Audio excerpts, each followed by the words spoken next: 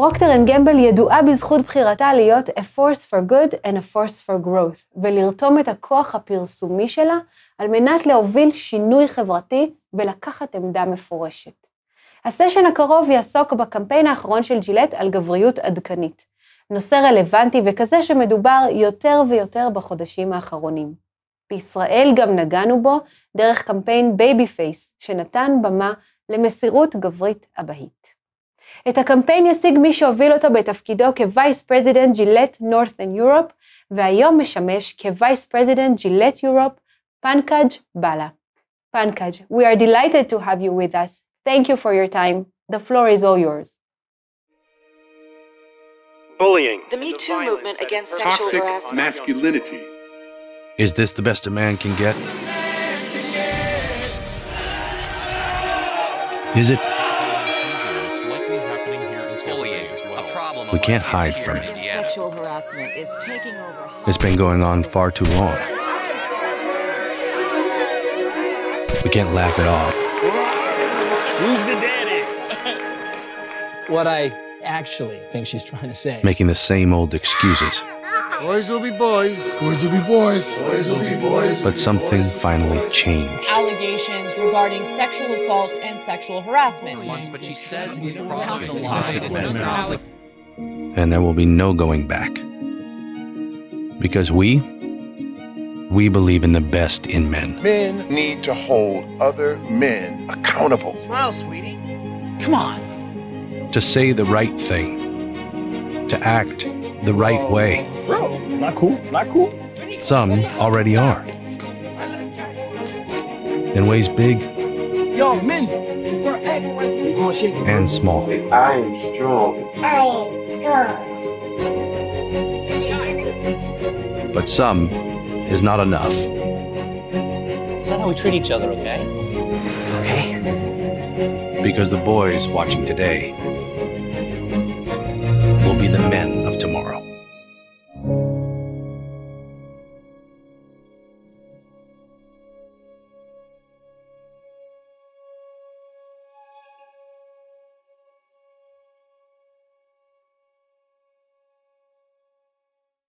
Thank you, Nama, for having me. I'm very grateful for the opportunity to speak to all of you, even if it's virtually. Over the next 15 minutes, I want to share a simple brand story with you. A story that hopefully talks about the importance of courage, doing what you believe and doing it well, no matter how scary or uncomfortable it becomes.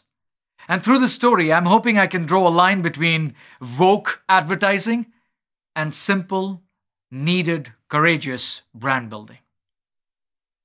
On the 13th of January 2019, around 10 p.m. in the night, we uploaded that Gillette film you just saw onto YouTube. It was 30 years, almost to the day, after we had launched the original Gillette, The Best a Man Can Get campaign in 1989. This time around, we had turned the iconic tagline on its head and were instead asking, is this the best men can be? Within 1 hour of uploading that video, the ad had already gone viral. Within 3 hours, it was the most dominant conversation on many threads on Reddit. Within 5 hours, I had received 40 missed calls. Within 10 hours, I had received my first of many death threats. Within 12 hours, hashtag Fire Pankaj Bhalla was a legitimate Twitter hashtag with growing traffic. And within 24 hours, my home address with a photograph was made public, and an invitation was sent on the dark web to shoot me on site. All for an ad. Within 2 days, we were out trending Brexit, Mueller investigation, Trump, Boris Johnson, and this is important, all the Kardashians. A very difficult feat to achieve. Within a week, we had been watched more than 100 million times, and we generated over 15 billion media impressions without even having spent $150,000. Within 3 months, we had seen our strongest increase of preference and likability amongst young men across the US and in many parts of the world. Within our first year, we'd seen a meaningful increase in the equity of Gillette as a global brand, again, especially amongst our youngest consumers. We had created the most liked advertisement ever on YouTube, but it was also the most disliked advertisement ever on YouTube, which sparked a global conversation about masculinity and the role of men in society. And we had created a furor. And in the process of doing all of this, we had sparked many questions about whether brands should even speak about what's happening in society. At this point, you're wondering to yourself, how did all of this happen? What was going on when all of this was happening? Was it worth it? Would you do it again if you got an opportunity to do it again? What did it feel like to step into this heated, divided world, digitally speaking or otherwise? I can tell you now, almost 2 years later, as a business leader and as a man, it was uncomfortable and challenging. But I'm getting ahead of myself. I need to take you back to the beginning. See, prior to running P&G's grooming business in Europe, which is what I do for a living now, I was responsible and privileged to run the Gillette brand in the US. Now, you need to know, and this is probably already coming across in my speech, I love Gillette. I always have. Growing up in lower middle class in India, I aspired to use a Gillette product to shave my face, and I knew I couldn't afford it. The best a man can get. It was more than a selling line for me. It was a promise, a very attractive promise to a middle class, having done nothing 16-year-old. This promise of the best a man can get was actually first shown by Gillette at Super Bowl in the US in 1989. I encourage you to Google the ad and watch it when you get a moment. The ad has Wall Street bankers and astronauts. It's got all of the 1980s squeezed into one 60-second commercial. It's really a piece of art. But it worked for Gillette at the time. I mean, this was almost 30 years ago. This is how men were back then. Men wanted to be like the Gillette man. And so they bought Gillette, and sales boomed, and our market share grew. And a friendship was formed between Gillette and masculinity. Flash forward 30 years later to 2019, I was in the humble position of taking the campaign forward. Now, for years, I had told my teams that brands need to stand for more than their functional benefit. That each brand must use its voice to do good as it does business. This is not a philanthropical statement. It's not a purpose-filled statement for a conference like this. I think it's good business strategy. If we say something symbolic more than the functional benefits we stand for, we can connect with people much more deeply. The people that would get associated and affiliated with the brand would have an affection that would be deeper than classical consumer product loyalty. On the 30th anniversary, therefore, we were asking ourselves, what do the words, the best a man can get mean? Remember, the campaign slogan is the best a man can get, not the best a razor can get. We know we make the world's best razors, but this was about men. So for almost a year leading up to the campaign, we spent a year with men across the length and breadth of the United States. We didn't meet them in focus group settings or other artificial habitat. We met them at their homes, watched them shave, saw them pick up their kids, watched them go to work, how they behaved in the society and the communities they were living in. Most of the day, we just observed them without even asking a question. And we did this for a long, long time with a lot of men. And we picked up some insights. We realized that most men believe that not doing something bad was itself enough in the spirit of being best. There was a passiveness in the definition of masculinity. Most men were confused about what being a good man was even about. But this recurring theme that not doing something bad was equal to doing something good did come up time and time again. Look, Gillette is the largest advertiser for male products in the world. We regularly speak through our advertising and our marketing, through the way and channels in which we sell our products, to 1 billion men. We have a tremendous marketing budget. And with that great marketing budget comes great responsibility. For the last 30 years, Gillette has played a part in shaping perceptions of masculinity for generations. We created the 80s guy. From the debut of this iconic tagline of the best man can get, we've helped create a view of what it means to be that perfect man. And now our research was telling us that the idea of alpha male, the leader, the captain, the man who's irresistible to all women, the always winner, who has no negatives, had to change. Just not being bad was not equal to being good unless there was a proactiveness to the goodness. The modern man couldn't be passive. He had to step in to help, to coach, to stop bullying, to be an ally for equality, to set the right example. This new role men needed to show mattered. And it was very quick for us to realize that the only way to ask for change is to remind men about why they need to change, why they need to be proactively good, not just treat the absence of bad.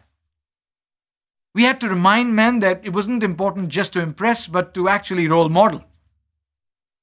That's why after 11 months of work, we made this film that you just saw. Now, it's far from perfect, but its message is simple. Be good, do good. If you see something wrong, step in and help. If you do not do it for yourself, then do it for the next generation, because they're watching. Your children are watching. Our children are watching. That insight was important and picked it up from fathers across the country. Men wouldn't do it for themselves, their parents or their loved ones or their significant others. But when it comes to role modeling for their children, they were willing to change. Before we put that film online on January 13th at 10 p.m., we wrote a letter and put it on our website. The letter said that we need to be better too. We, Gillette, the brand, needs to be better too. So we're gonna expunge all examples in the past, in the 60s and 70s and 80s and 90s, where we have objectified women. We agreed that we would give away $1 million a year for the next 3 years to not-for-profit organizations that were committed to the cause of progressive masculinity, anti-bullying, anti-harassment. We've already given millions away, and I know we're committed to doing more, through something we call the Best Men Can Be Fund. So that was done. We'd written the letter, we'd uploaded the film, and that brings me back to the night of January 13th. A night that was long and tough. There was lots of hate. By 6 a.m., we had seen all the hate accumulate, first on Reddit, then on YouTube, then on Facebook. And by 6 a.m., we were in the office. We were huddled in our situation room and asked ourselves, have we pulled off a turkey? Is this a disastrous ad? Are we going to be embarrassed about this piece of advertising forever? So we all decided, one last time, we're going to see the ad individually, quietly. And I decided that after watching the ad, I'm going to go take a walk. My mind was still clouded. This was still very early in the morning on January 14th. So, in doubt, I chose to call the wisest person I know. Happens to be my wife, who also works for Gillette. I wanted to ask her, is this a good ad? Should we take this off the air in the next couple of hours? It's blowing up in a negative way. People think that we are showing men as inherently bad, when we actually want to show men as inherently good, just willing to change. My significant other simply asked me only one question, and that question stayed with me for every day since. The question was, imagine a future when our 7-year-old son, who was 6 at the time, is 18. He watches this ad on the internet, by chance. What do you think he will tell his father? Will he be proud, embarrassed, or angry? The answer was immediate to me. organic and spontaneous, and I rushed back to the Situation Room. Ladies and gentlemen, we kept that ad online, not just for that day, but for posterity. It's still exactly there online. We did not switch off the comments. We did not reject the trolls. We stayed calm. Then, a few hours later, late at night, we were connected by a leading online research agency in the US called Morning Consult. They'd been trying to reach us since about 6 p.m. that day. They had been sensing the ad amongst men and women of all ages through the day. They were trying to tell us that the reaction is largely positive. In fact, amongst younger viewers, the ad seems to be received overwhelmingly positive. We were surprised, shocked. That's not what Reddit was showing. That's not what YouTube was showing. What was happening? Well, it became very clear over the next 3 days as the backlash against the backlash gained even more momentum. Unprompted, celebrities, sports personalities, social commenters chimed in. CNN, NBC, ABC covered Gillette on prime time. In CNN's case, for 60 minutes, mostly favorably. The trolls represented a minority, it appeared, and when more people saw the whole ad, all of it, understood the message we were trying to say.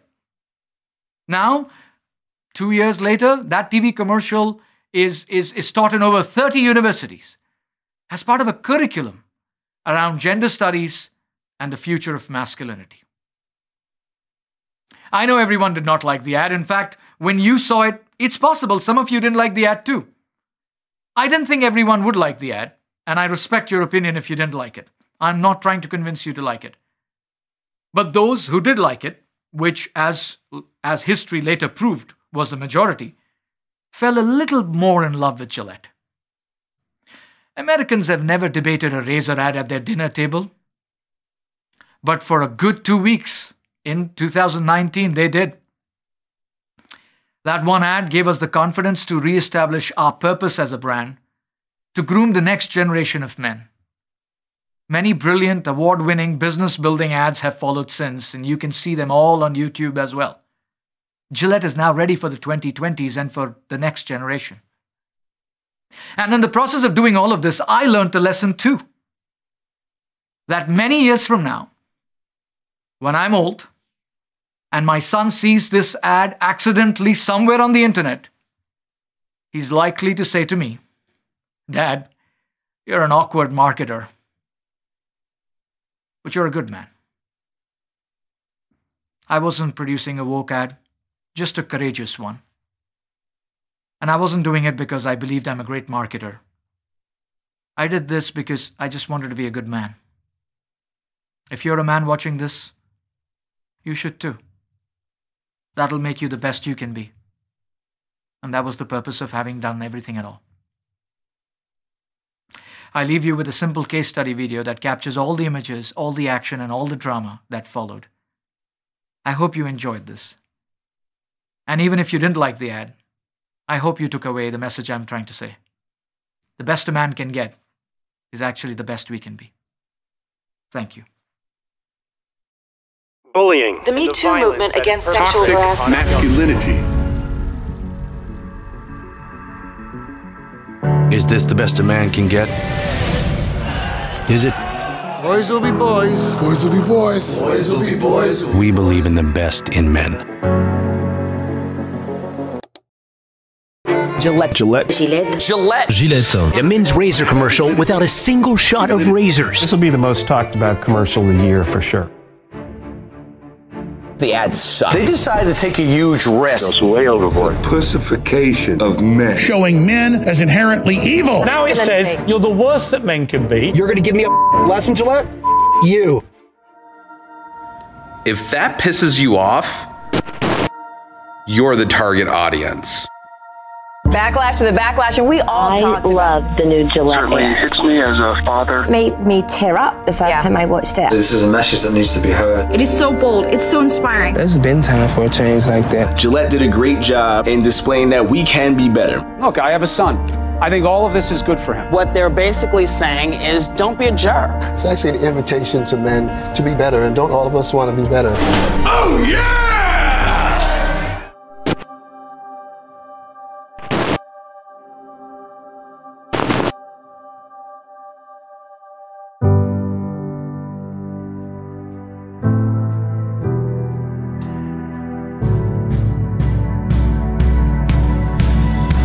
Gillette's changing. Zusammen und beides ist vielleicht. It's a cultural statement. It's really positive. I'm quite amazed. It's great for Gillette to remind us that you can be a gentleman. It's not about good men or good women. It's just about good human beings. It's being used in school classrooms and universities to encourage discussion on masculinity and culture. This video is part of a larger effort which includes donating $1 million a year for the next 3 years. Good on them. We need more companies doing this. This is a huge moment. We need to hold other men accountable. To redefine what it means to be a man. I think it points to so many good men around us, being good examples that the next generation can look up to and learn from.